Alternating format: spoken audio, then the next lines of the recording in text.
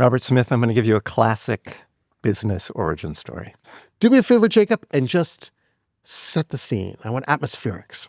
It's 1966, San Antonio, Texas, and a lawyer named Herb Kelleher is drinking wild turkey bourbon and smoking cigarettes. As everyone did in 1966. At the St. Anthony Club. Great bar name. In Texas.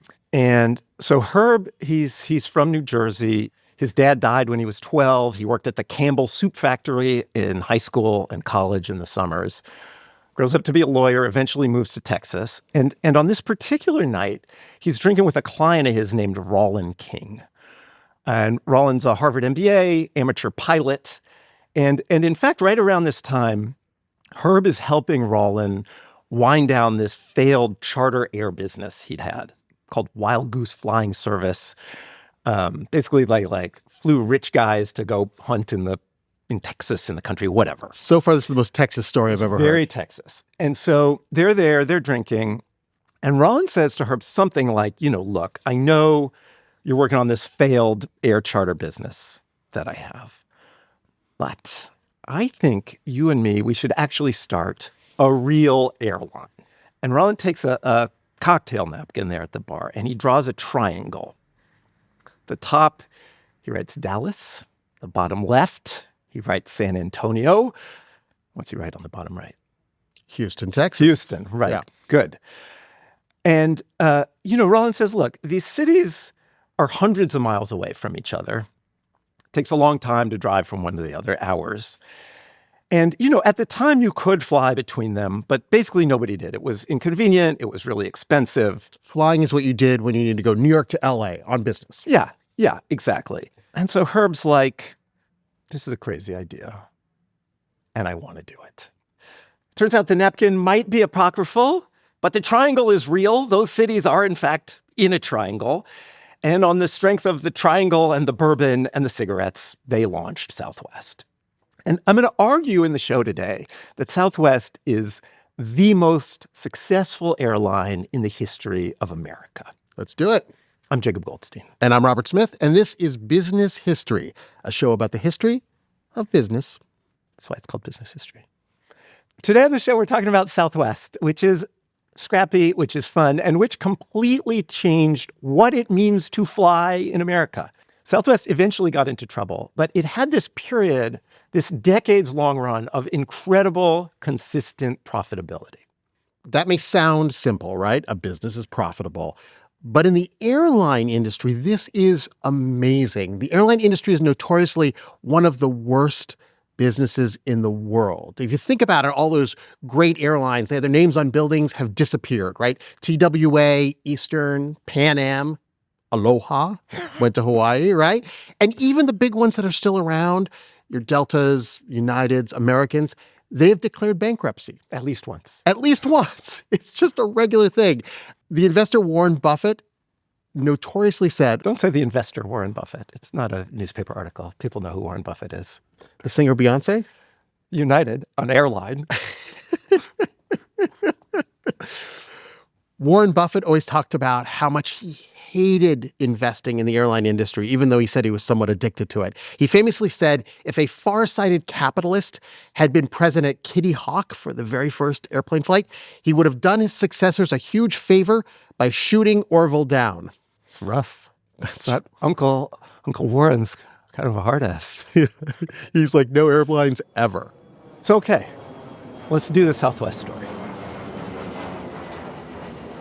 The triangle. The triangle. We're going to start with the triangle. One obvious but very important fact about the triangle, all three of those cities, Dallas, San Antonio, Houston, they're all in Texas. And this is really important in 1966, the late 60s, when they're coming up with this idea, because at the time, interstate air travel was regulated by the federal government, right? If you want to fly from state to state, the federal government is going to have a lot to say about it. And so Herb and Rollin figure, you know what? We're not going to have to deal with that. We're just going to stay inside of Texas. And they've started in this place that it's actually pretty rare in the United States to have a big state with three population centers that far apart. It's optimal, yeah. And the way airline regulation worked at that time in the late 60s feels wild, feels unimaginable today. Like, The federal government decided which airlines could fly which routes. And by the way, at this time, they basically kept saying no when people asked to fly new routes. Like, no, we're not going to let you do that. We're not going to let any more competition there. And again, you're a major airline. You want to fly from Denver to Seattle, and you go to Washington, D.C. And you're like, I think this might be a good route. They're like, no, we've decided there's enough competition there. We don't think there should be more. And the airlines who do fly there, the government tells them down to the penny what they can charge for a ticket. This is amazing to me. It's like they're treating airlines, and maybe they thought of it this way, as a public utility. Yeah, like the power company. Yeah, this thing that, everybody needs it. It's important to our national security and such. So we're going to regulate this down to the penny you can charge. And so this regulatory regime had some really striking effects, right? So the airlines are not competing on price. The government's telling them the price. And so they wind up competing on service.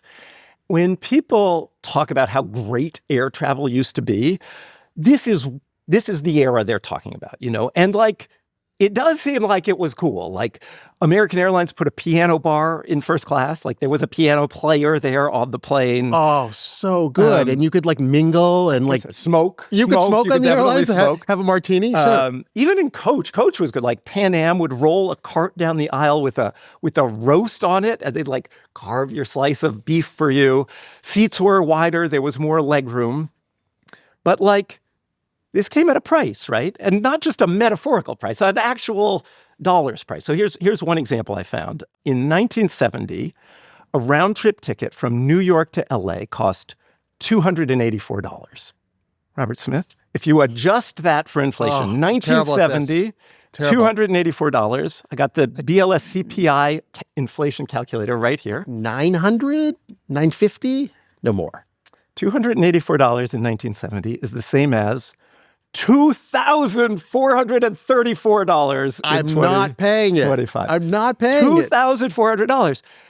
That's what it costs to fly round trip. New York, LA. So it was like first class is today, but this is like all the tickets. Yes. And so to anyone complaining about how much better air travel used to be, I say, just fly first class, because that's exactly what it costs, and it's still rad. Yeah. Apparently. Oh, you walk past it, and those big seats do look cool. So, when businesses aren't competing on price, this is what happens, right? You get very nice things, and they cost a lot of money, right? So this is what airlines were like at the time. This is the world Herb and Rollin are getting into with Southwest. And really it ends up being mostly Herb. Herb is the key figure at the airline for a long time. He drains his personal savings to launch the airline. He's still working his day job as a lawyer. They do still have to get regulatory approval, not from the federal government, but from the state of Texas. Freedom-loving Texas. Freedom-loving Texas. They get a certificate saying they can go into business, serve in that triangle. And then the very next day, 3 legacy airlines that flew those triangle routes already sued to prevent Southwest from flying. Saying what? We don't want competitors? Saying we don't need more airlines. Saying the market does not need more airlines. And they immediately got an injunction, even in Texas, land of the free, remember the Alamo, whatever. How is this? It's so funny to think of, right? This is the way I think of the UK or Europe working, right? I forget that in the United States of America, you would just be like, I don't feel like having a new competitor. Yeah, if you think about mid-century America, right, which this still is, right? You have this history where in the 30s, if we go back a few decades, right, you have the Depression and then you have the New Deal, which is this moment when the government really steps in to regulate the economy. Banks were much more highly regulated. Trucking was much more highly regulated. And there was a distrust of business, even coming out of, even at this point, for sure. Far from the Depression. Yeah. So that's the context. And that's why Southwest has to fight this legal battle just to fly. And it actually takes years. For years, Southwest is blocked from flying. They're spending all their capital on legal fees. And after a while, the board says, that's enough. We're just losing money in court. We're not a real company. Let's give up. And Herb says, look, I'll represent the company for free. There's more legal fees. I'll pay him out of my own pocket. And he keeps fighting. Was he stubborn, or was he like, this is an actual business opportunity? I'm 100% convinced of it. I think he was stubborn. Went through a lot of cigarettes. So many cigarettes. That alone ate up like half of their startup capital. But he's doing well in court. He's winning in court eventually. By June of 1971, so this is years into it, things are looking good. Southwest schedules its first flights for June 18th. And on the 16th, the rival airlines get, wait for it, another injunction to block Southwest. And Herb goes to Austin, where the state Supreme Court is, pulls an all-nighter in the law library, goes before a special session of the state Supreme Court on the 17th, and gets the court to block the injunction.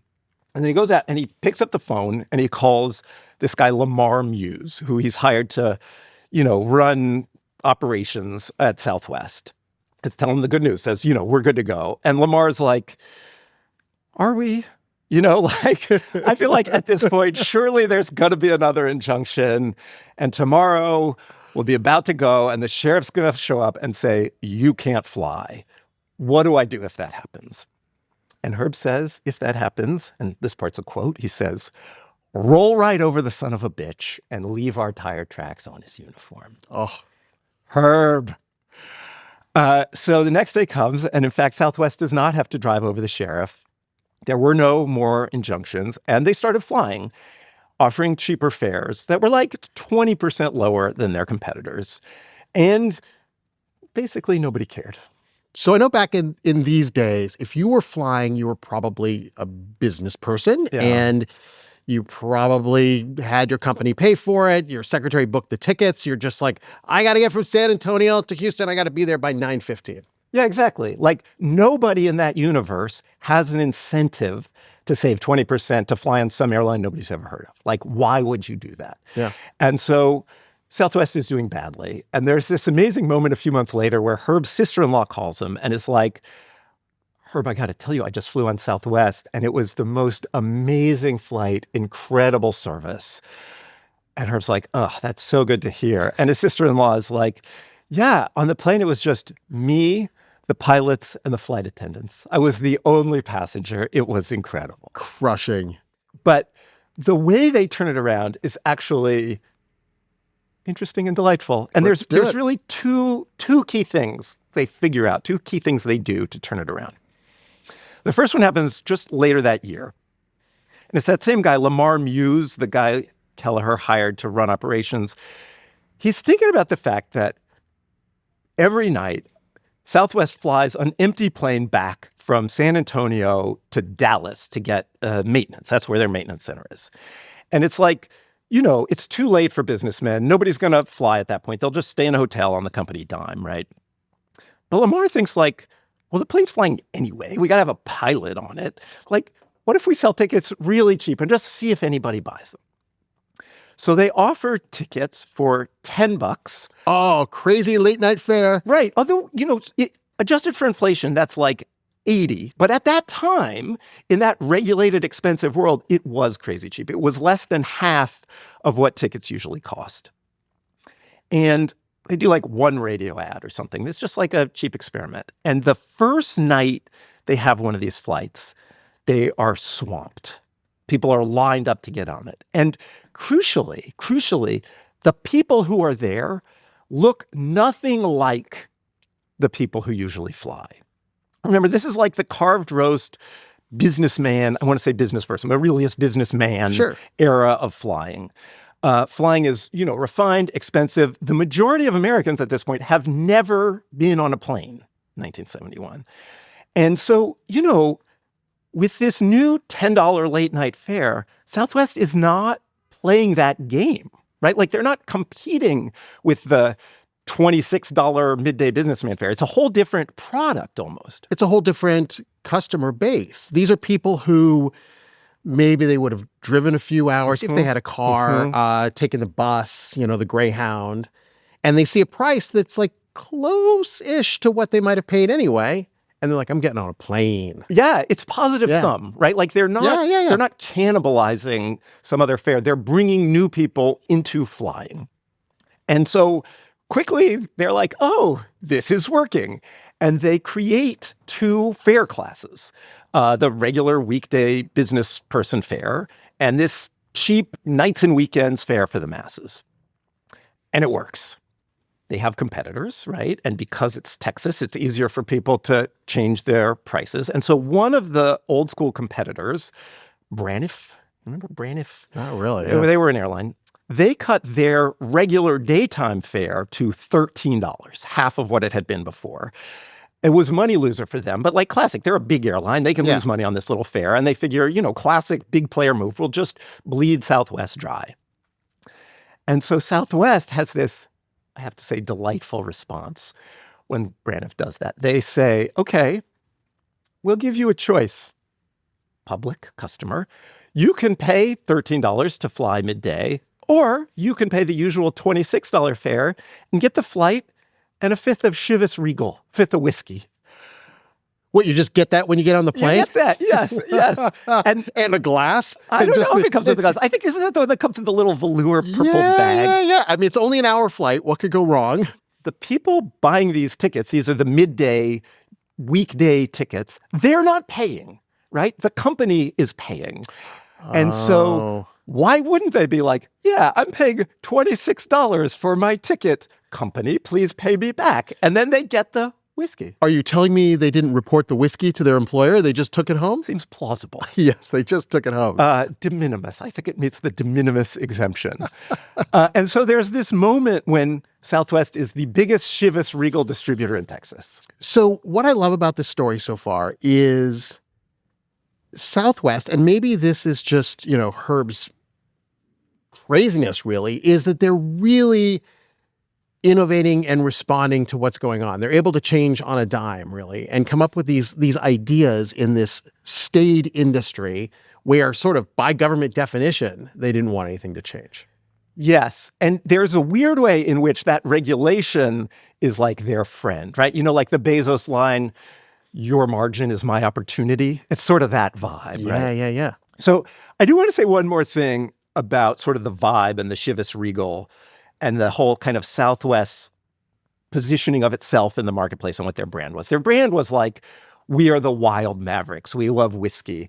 And there was another piece of this that has aged less well, which is the flight attendant uniforms that they came up with. And they were these like extremely, extremely short shorts. And you've shown me a picture of this. We've all seen the short skirts that stewardesses would wear at airlines. Yes. These are way shorter. They are way shorter. So this was an era where there was like rampant sexism toward flight attendants in the airline industry. And Southwest was definitely a part of that. So, okay, it's 1972, right? Southwest has been up and running for about a year. Those off-peak fares are popular, but the company is still losing money. Their daytime flights are still running largely empty. Businessmen are still flying Braniff or whatever. And by the spring of 1972, the company's, checking account, whatever, their current account, bank account, is down to $143. Not $143,000, $143. They're about to run out of money. And a warehouse full of whiskey. Don't get me wrong. They got the whiskey. They got the short shorts and the whiskey, but $143. Well, you know what else they have? They have airplanes. They have four airplanes, right? That's their big asset. Yeah. And so they decide they're going to sell one of the planes. That's the way you get money. Ouch, right? So it means they're going to have to cut back on flights. They're going to have to lay people off. And this, by the way, is the classic beginning of a death spiral, when you start to cut essential parts of your business. Yeah.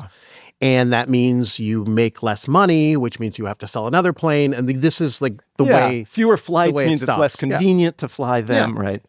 So there's this guy, Bill Franklin, who's in charge of ground operations. And he says, okay, we just went from 4 planes to 3, but I know a way we can keep the same number of flights, same staff. We just have to keep the planes we have in the air more often.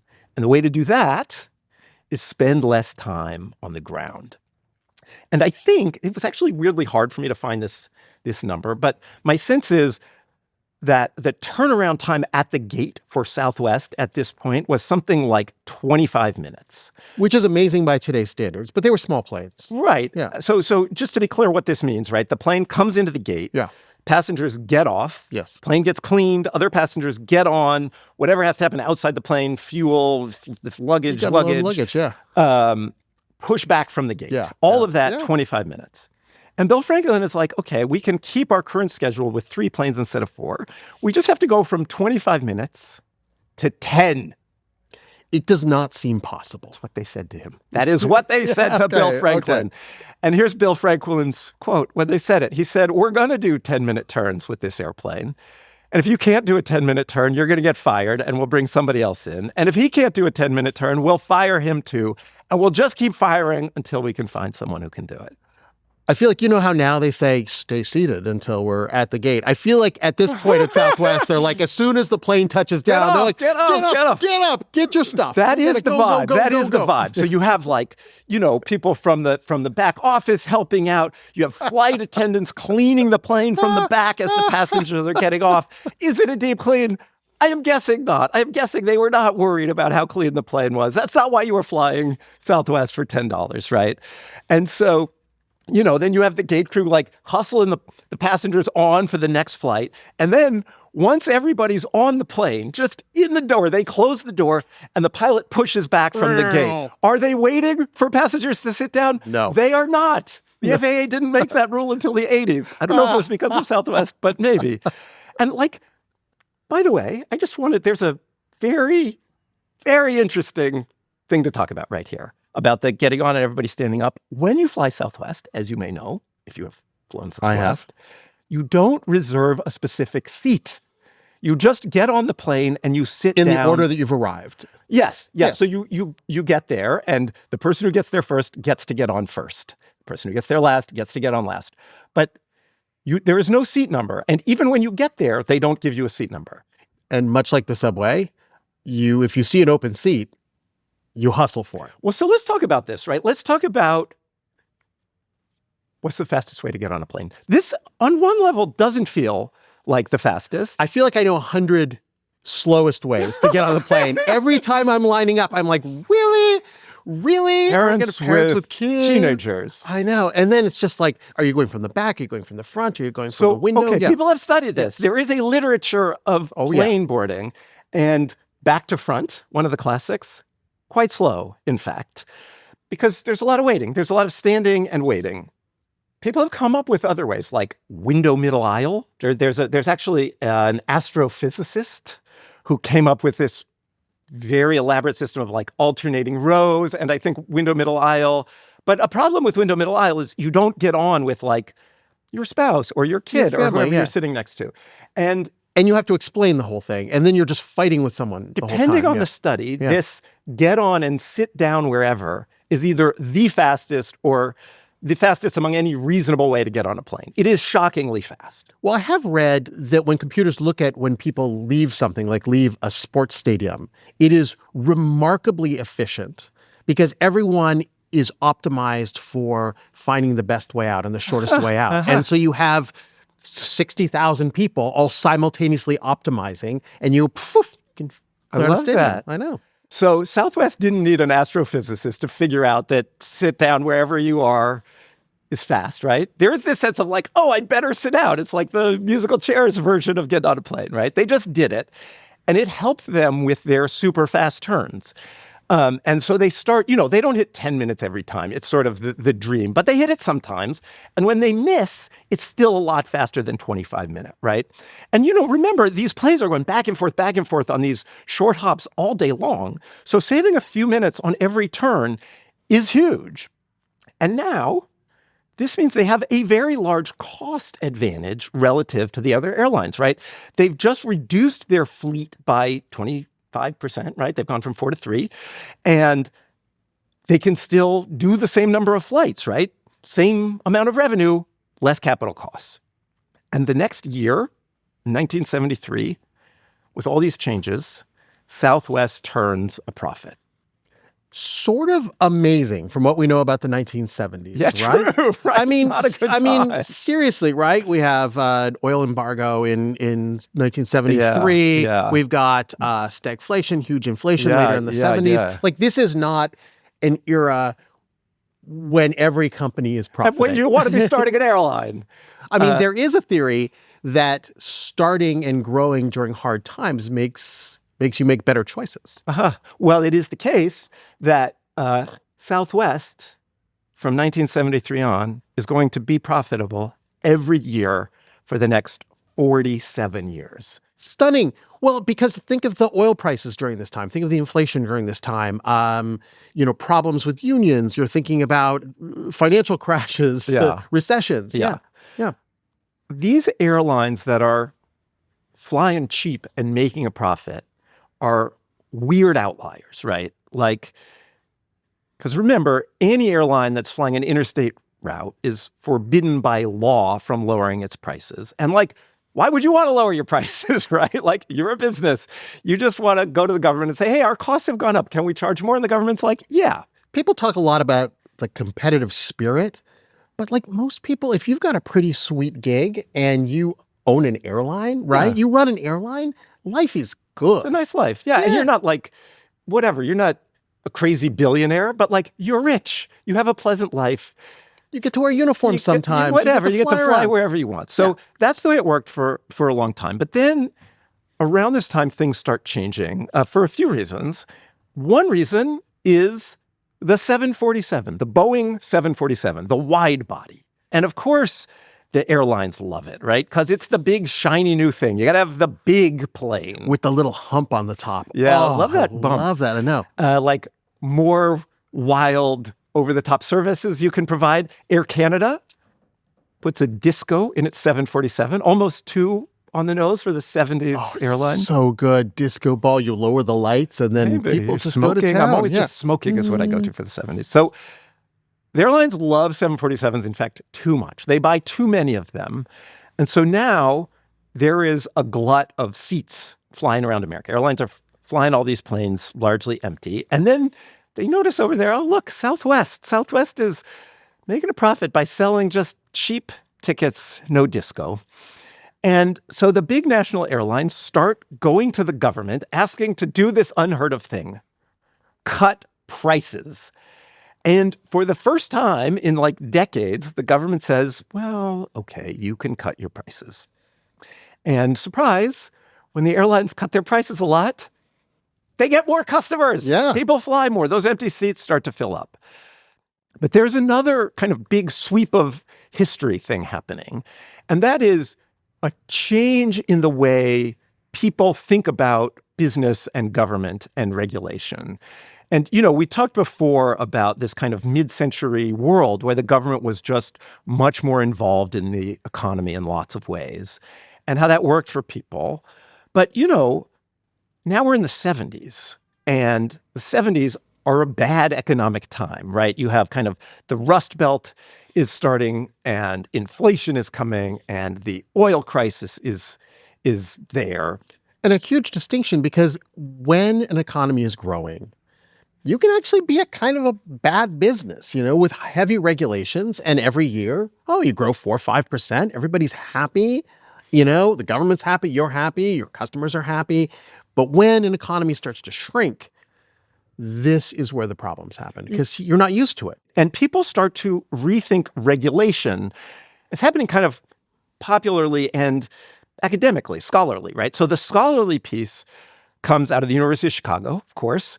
This economist named George Stigler in the early 70s, actually right around the time Southwest is just getting its first flight off the ground, Stigler publishes a paper called A Theory of Economic Regulation. Winds up being a hugely influential paper, helps him get the Nobel Prize later on. And he lays out the key idea on the first page. He writes this. He writes, quote, as a rule, regulation is acquired by the industry and is designed and operated primarily for its benefit. So what he's saying is, you like to think government regulation is cracking down on those evil businesses in order to protect the public. Yeah. But in fact, what he's saying is that industries, especially incumbent players, want the regulation to keep out scrappy independents trying to come up and take your business. Yes. He is saying regulation exists for the benefit of the regulated businesses. And there is an economic term associated with this. It's regulatory capture, which means the regulators are captured by the industry they're regulating. So the FAA at the time might include people who worked at all the big airlines. Yes. And after you work at the FAA, where are you going to get a job? Yes. Oh, I don't know. How about American Airlines? Yeah. Yes. And in Stigler's theory, and I think it's fair to say, in fact, yes, they were captured by the airlines they were regulating. And, there's a case that when the airlines were just getting going back in the 30s, maybe it was reasonable for the government to regulate them, right? Maybe they would have priced each other out of business. Maybe they would have cut corners in a way that made it dangerous because of competition. But 40 years later, to still be blocking new airlines on the grounds that they'd be too cheap, that's regulatory capture. And it resonated not just as an academic idea, but as a popular idea. And it's interesting the timing of this and the politics of this because, the sort of standard story of this is it happened in the 80s under Ronald Reagan, right? Ronald Reagan brought this conservative revolution where he and the federal government deregulated the economy. But that's not true in the case of airlines. This started in the 70s. Ted Kennedy was a big proponent of deregulating the airlines. And Jimmy Carter, the Democratic president in the late 70s, appointed this skeptic of regulation to run the federal airline regulator. And the CAB, was it the Civilian Aviation Board, I believe? That was this board that did all the pricing and stuff. And in 1978, Congress passed a law to deregulate the airlines. Bipartisan, Carter signed it into law. So now all of these rules about who can fly where and what they can charge that have guided almost the entire industry, but not Southwest, are gone. And remember, at this time, people thought there was something very broken about America and American capitalism because in the 1970s, we're also seeing this sudden influx of Japanese cars, which they feel are cheaper and built better. And there was this overwhelming sense. I mean, I guess President Carter said it as this malaise that we're a country that doesn't innovate, and part of the problem is the government at this point. Yes. And so now airlines are deregulated. You would think this would allow for a wave of innovation, right? Southwest is primed to You're told the story flying. like it's about to change everything. It's really interesting what happens because they can go wild, but they don't really. They don't. And I think it really shows sort of the difference between their kind of public persona, the corporate brand on the one hand, and their behavior as a company on the other. Think about it, right? Their reputation is the goofy mavericks, the flight attendants making dad jokes during the safety announcements. And there's this famous, basically publicity stunt one time where there was a trademark dispute with some other company, Plane Smart, Plane Smart, right? And they decide they're going to settle it by Herb Kelleher having an arm wrestling match with the guy from the other company. And they do this pro wrestling match, and Herb loses and gets carried out of the room on a stretcher with an IV bag of wild turkey, right? And he rides a Harley Davidson and whatever. This is the brand. Yeah. But from a business standpoint, from an efficiency standpoint, Southwest is nothing like that. They are, in fact, incredibly disciplined. And so what you see is, in the decades after deregulation, it's the other airlines that are going wild, transforming themselves, spending tons of money, going bankrupt. And Southwest is the one that is cautious and disciplined. If they were maverick outliers in any way, it was that. It was by being cautious and efficient. Which is amazing, right? All that cigarettes and whiskey. And the moment the market goes free, what you realize is maybe what I was talking about what Warren Buffett said, which is in a business like this, the way you're going to win is to just be ruthless about your bottom line. Yeah. About your costs. Yeah.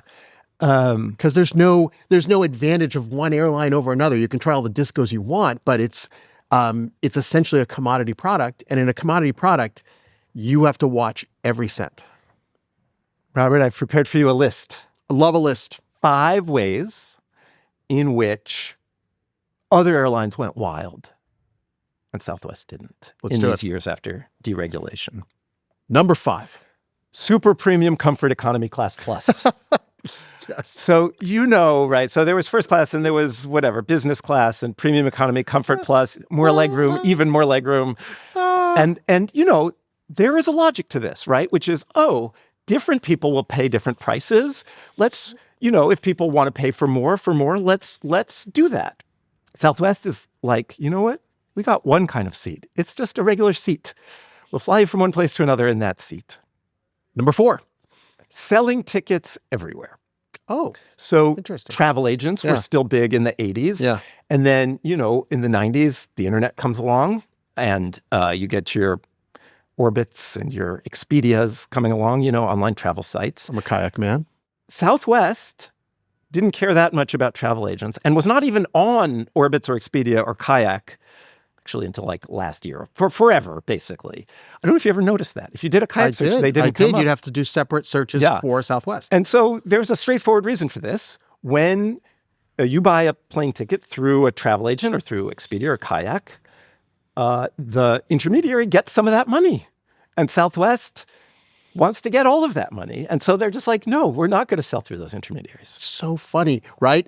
Airlines are this glamour business, or they were for decades. Yeah. And like the airline CEOs at Delta and American, they don't want to be trying to save, 0.5%, 1%? Right. They want to sell more tickets. That's not Southwest. Okay, number 3, hubs. So after deregulation, now remember, airlines can fly wherever they want. They're not constrained by the government. And they're like, we're going to fly everywhere. And the way we're going to do that is the hub and spoke model, right? So we're going to pick a city and tons of flights are going to go in and out of that city. And that way people can go wherever they want. They just got to go through, Atlanta if you're flying Delta or Dallas if you're flying American. Southwest? No. Southwest is like, you know what? We're just going to fly people from Phoenix to LA. And we're going to fly 10 flights a day, and it's going to be cheaper, and it's going to be great. We're not in the business of flying people wherever they want to go. We're in the business of flying profitable routes where we can sell cheap, reliable tickets. They've done the research. They know that people are paying a lot of money. They know that they can undercut the current fares and that there'll be enough people to fill the planes. Yes. And by the way, when they go into a new city, they typically go into not the main airport, right? Have you flown Southwest? Oh, yes. I've seen a lot of the country in strange small airports. Yeah. I used to fly San Diego to Oakland all the time. So, in San Francisco's the big airport. I've done Oakland to Burbank. That's a huge route. That's San Francisco to LA to other people. Yes. But to me, it is Oakland to Burbank. And there is a reason for this, right? It's those airlines tend to have cheaper gates, right? Airlines have to pay for gate space. Southwest, their passengers are not flying onto Tokyo or whatever. If you're American Airlines, you got to go to JFK or LAX or SFO. Southwest is that they're not in that business. And also, those airlines tend to be less crowded, which makes it easier to do a fast turn, right? They get jammed up less. Oh, interesting, right? Because you can get right on the runway. Number 2. Yes, that's where we are. Planes. So after deregulation, airlines like, we can fly anywhere, and for little routes, we're going to get little planes, and for medium-sized routes, we're going to get medium planes, and for big routes, we're going to get big planes. Southwest does not. With one very brief exception, they have flown one kind of plane the whole time, the Boeing 737, which, in keeping with the Southwest vibe, is not a tiny plane. It's not a giant plane. It's just a plane. It's so funny, right? Boring is their competitive advantage. Yeah. And just think about the efficiencies on this one, right? I mean, from small ones and big ones, you only got to print one seat back card. Yeah, the pilots can fly any plane if you have to move. Yeah. Well, you need a pilot get sick. Is this pilot certified on this plane? Yes. The answer is always yes for Southwest. Even, the things like getting the baggage in and out, all the logistics, it's always the same. If they need to swap in a new plane, they always got the right plane. It creates this incredible efficiency of standardization. This would be enough for any business. But you're telling me there's one more, the number one reason. Yes. And it's kind of a meta reason. It kind of flows through all of these. Yeah. The number one reason that Southwest was able to stay efficient and profitable when all the other airlines went wild, they never tried to be number one. See what I did? Nice. And think about this. I actually think this is really an important one and interesting and useful to think about.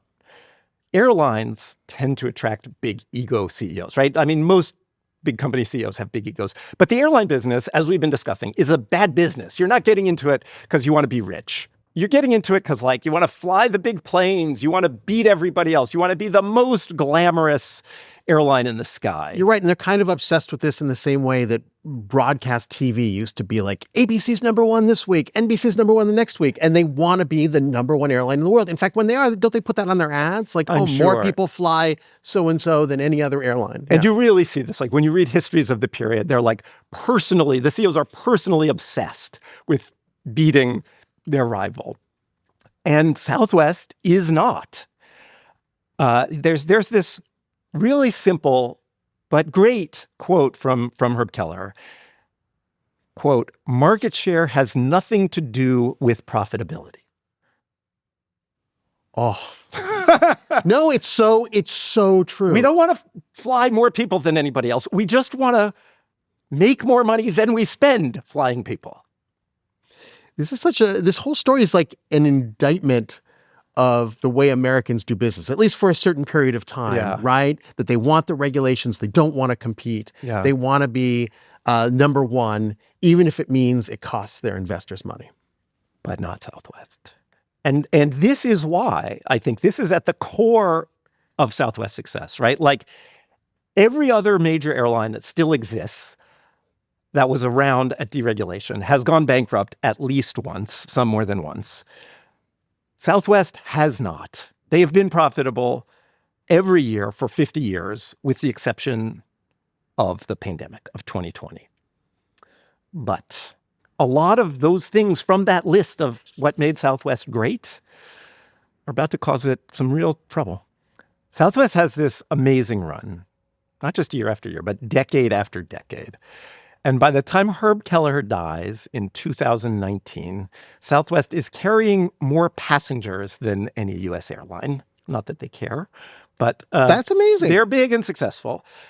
But trouble is coming. They're about to hit this run of trouble.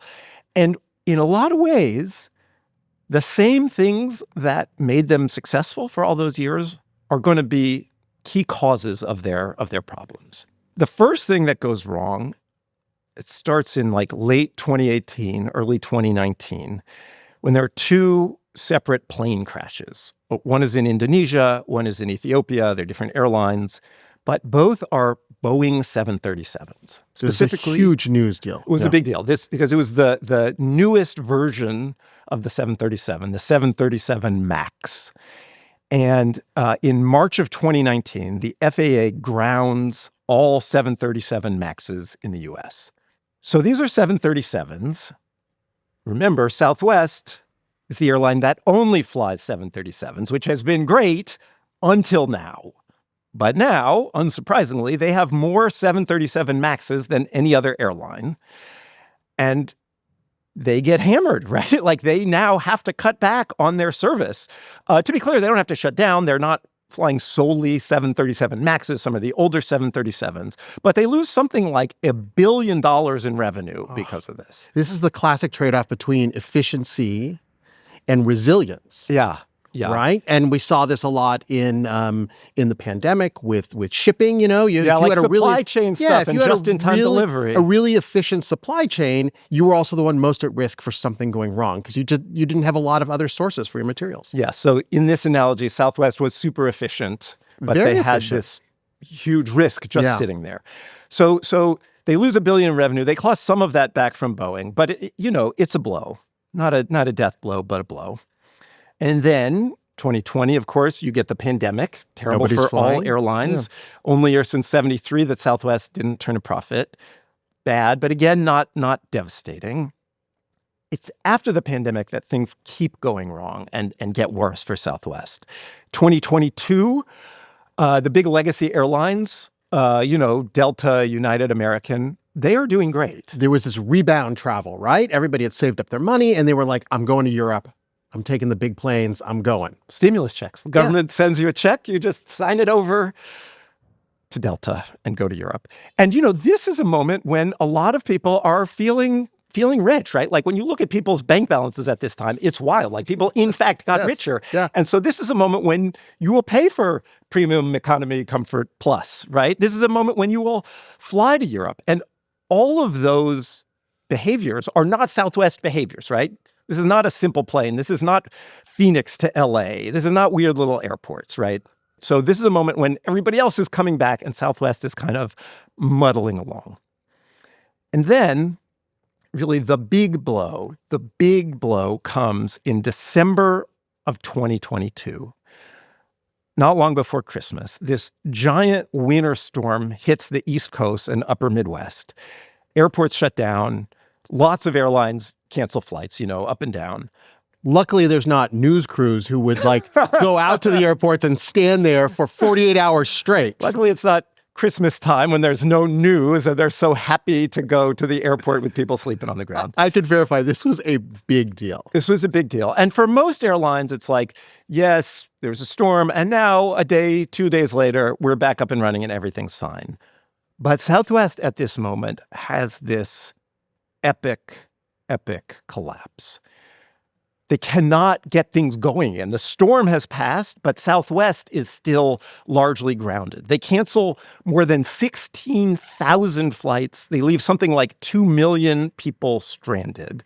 And when they, figure out what went wrong, it turns out it was this one internal software system that was supposed to reassign Southwest crew members when a flight got canceled or rescheduled. And it just completely failed and they couldn't get it back up. So think of this, right? Like the company doesn't even know where their flight crews are. And the crews themselves, they want to work. They want to get things going in. Yeah. The crews themselves have to actually call on the phone like ordinary schmuck passengers to find out where to go to work. They have to wait, hours on hold. When they get through, people don't even know because some poor person at headquarters is trying to figure all this out on a piece of paper or something. It's a disaster for Southwest. Was it because of Southwest's cost cutting? Was this one of the ways they cheaped out by having a 1970s internal system? So the CEO, perhaps predictably, said, no, this was just an unfortunate, he actually, I think, used the phrase perfect storm. But the union leaders at the company, the people, who had been negotiating with the CEO for years, said, no, we have been telling you for years that this system is out of date and it's going to fail. So maybe it was because they were too cheap. What is efficient and what is too cheap? In any case, this is a disaster for Southwest, right? Days and days of news coverage. And so Southwest winds up paying something like $750 million in reimbursements and penalties. And now things are bad for the company, right? Their profits are stagnant, even as the industry is coming back. Their stock price falls by more than 50% between 2021 and 2023. By 2024, the stock is still below where it was before the pandemic. I feel like if Herb Kelleher were still around, he would say, go with the plan. This is what our company does. Stay the course. And yes, there will be disasters that happen, but we have the better business model. Go, go, go.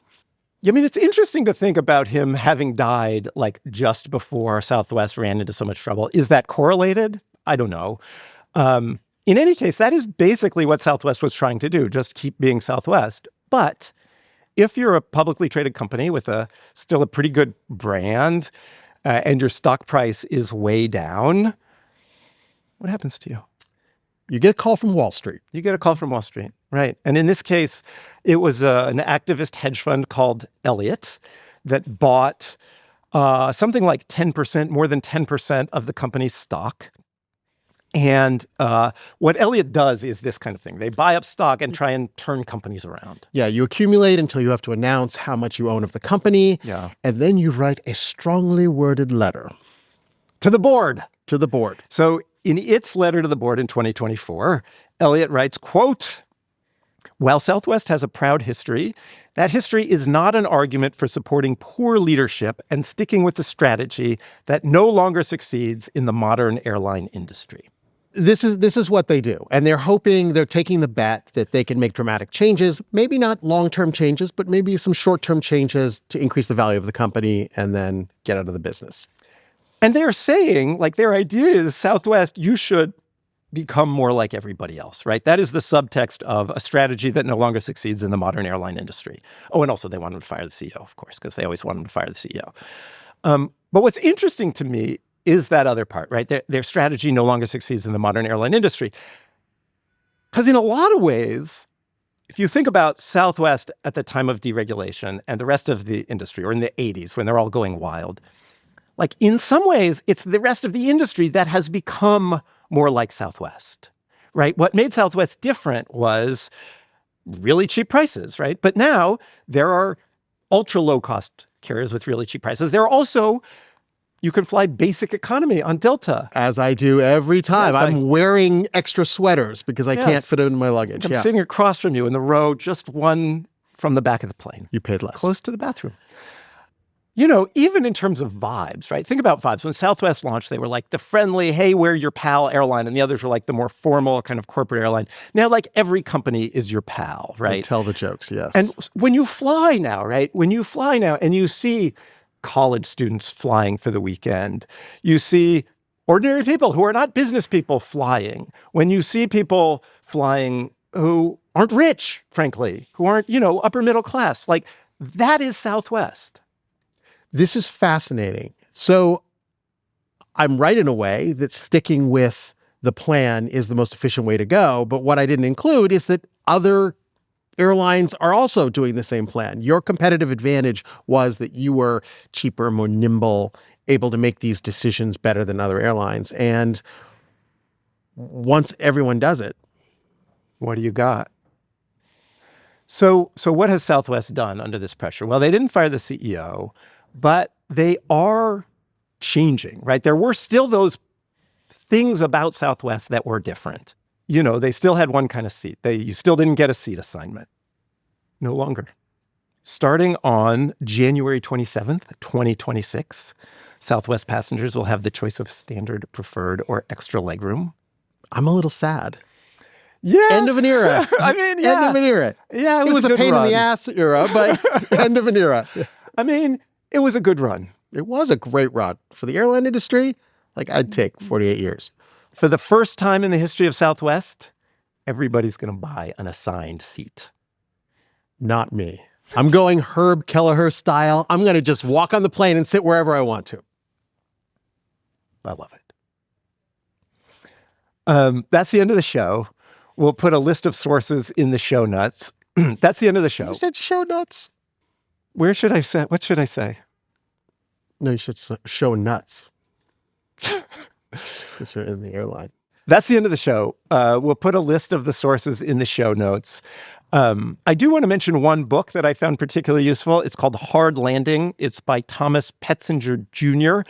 And it's an old book. It's the story of what happened right around deregulation, kind of before, during, and after. And it's a very good nonfiction book.